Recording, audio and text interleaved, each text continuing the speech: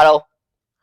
Last time, we saw a glitch or metastability issue occurs either in the combinational or sequential logic circuits, whose cases we put in the asynchronous operation. Can we mitigate those issues or concerns by moving those logic circuits into the synchronous operation? Let's start with the SR latch one more time. If a glitch 0 passes through the S input of the SR latch, then the Q is toggled to 1. Assuming the feedback of the Q takes too much time to toggle the Q bar in time, the Q bar keeps the previous logic 1 and the Q toggle back to 0, which causes the glitch and forbidden states of 1, 1 in Q and Q bar. How do we avoid such a glitch? Think about filtering or getting images for 5 seconds. Bingo! If the input glitch over the S or R is filtered out, the SR latch should not have any glitch, no matter if the feedback path is fast or slow. But how do we filter it? Right, add a switch to block the input when that's not ready. Fortunately, this switch is very easy to integrate into a simple CMOS NAND gate to put in front of the SR latch. If the control signal C is high, then the S and R are transparent to the SR latch's input. On the other hand, if the control signal C is low, then the S1 and R1 are both logic 1 to keep the SR latch's output in the previous state, which doesn't matter if there's any glitch at the S or R at this moment, since those S and R are blocked or gated off. This new SR latch may raise a good question about how to design the control signal systematically and predictably. Think about the periodic image for 5 seconds.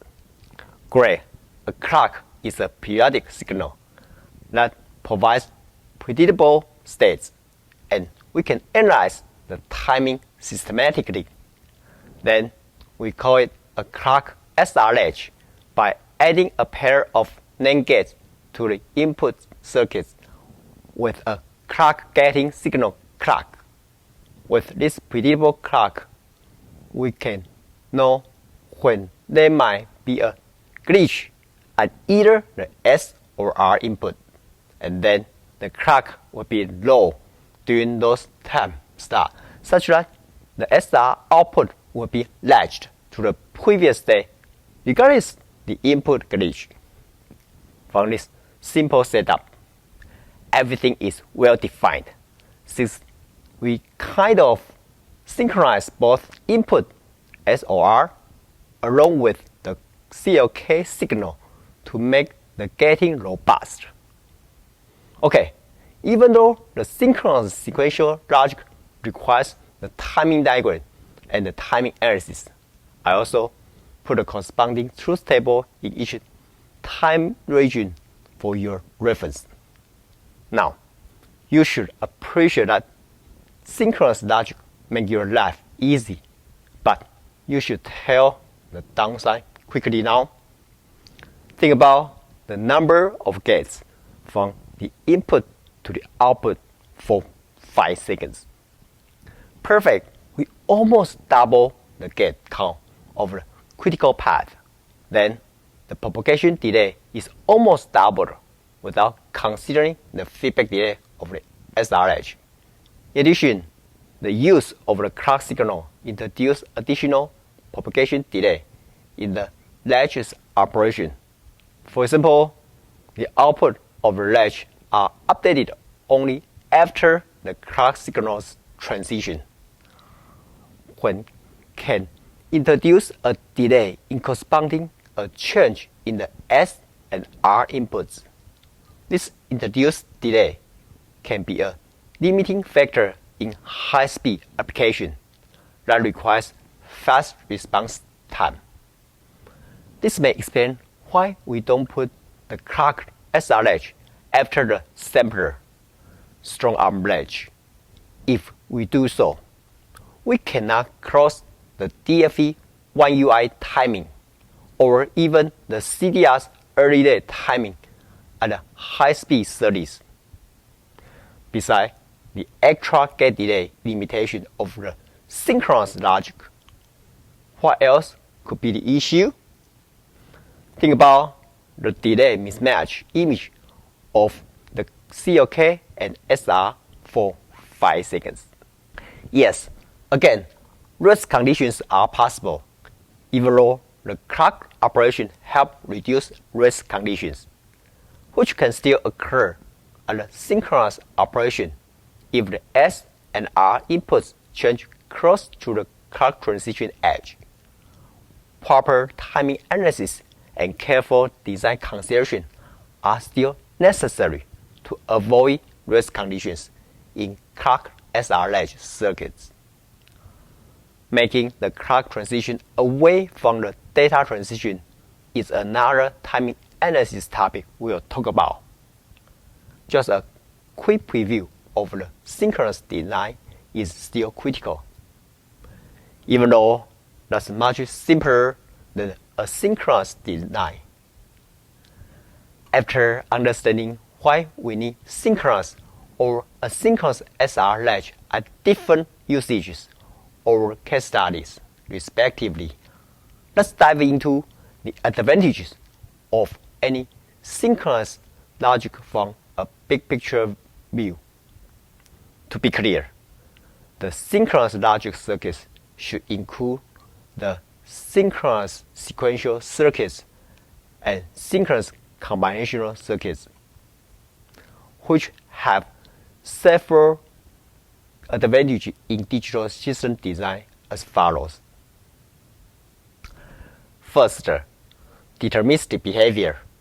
The use of clocking signals in the synchronous logic allows for synchronous updated and aligned all the data signal transitions, making it easier to analyze and verify circuit functionality.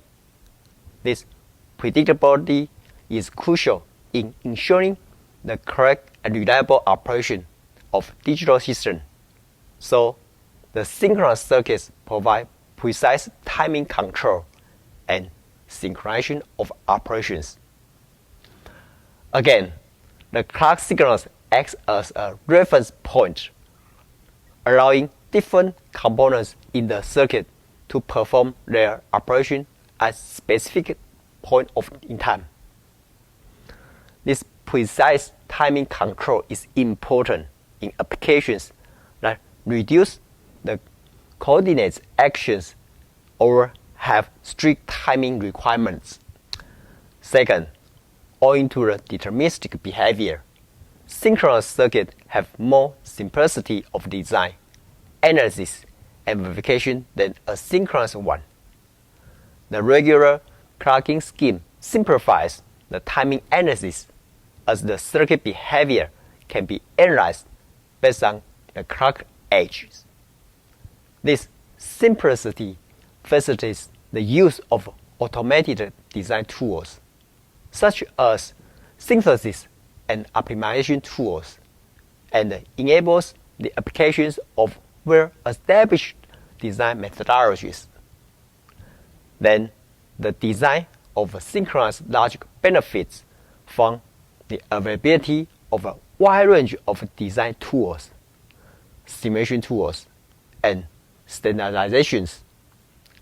These complete resources then simplifies the design process, facilitates simulation and verification, and promote compatibility and interoperability between different components and systems. Those chicken and egg benefits the whole digital design ecosystem. Third, the synchronous logic circuits are highly scalable and modular. The use of a regular clocking scheme allows for the straightforward addition or removing the circuit elements, such as flip-flops, registers, or combinational logic blocks. This scalability and modularity help the design of complex systems and promote efficient reuse of circuit components. That also explains why people could build up almost 3 trillion transistors in a big digital system. Amazing, right? But we know more. Switching in such many digital gates would consume more power. For example, the clock SRH may consume more than twice the power of the non-clock SRH. Can synchronous logic provide low power? Correct. Fourth, synchronous circuits can still be power efficient because of their periodic nature. The clock signals can enable the design with the implementations of power-saving techniques, such as clock gating and power saving, which selectively disable and reduce power at specific circuit elements during idle or low activity periods. These techniques help optimize power consumption and improve energy efficiency. After building up such a high-performance computing HPC and low-power system, you may need to test it properly. Otherwise, you cannot screen the chip with a good yield.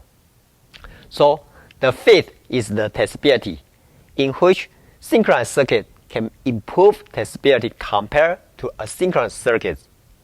The regular timing provided by the clock allows for the application of various test methodologies, such as scan chain and built-in self-test based options.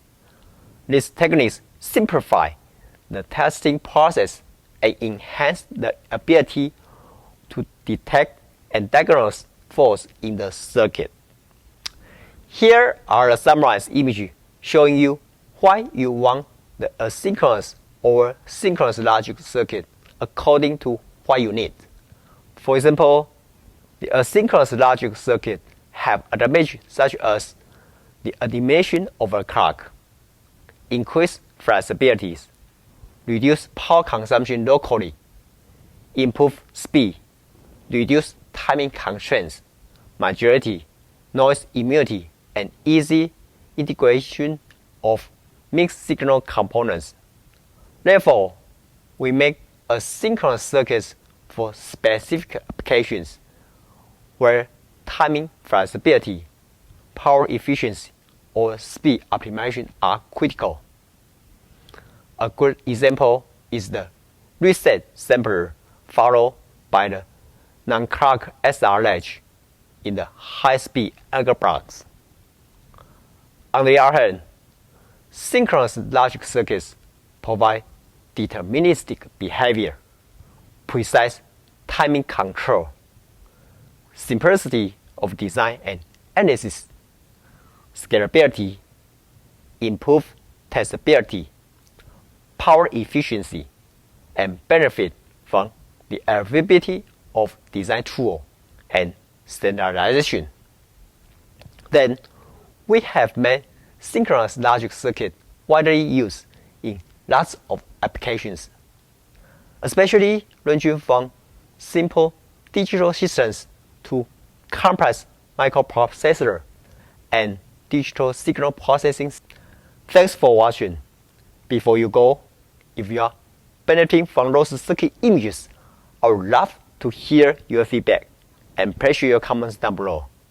Lastly, please share the video link with the people who may be benefiting from it.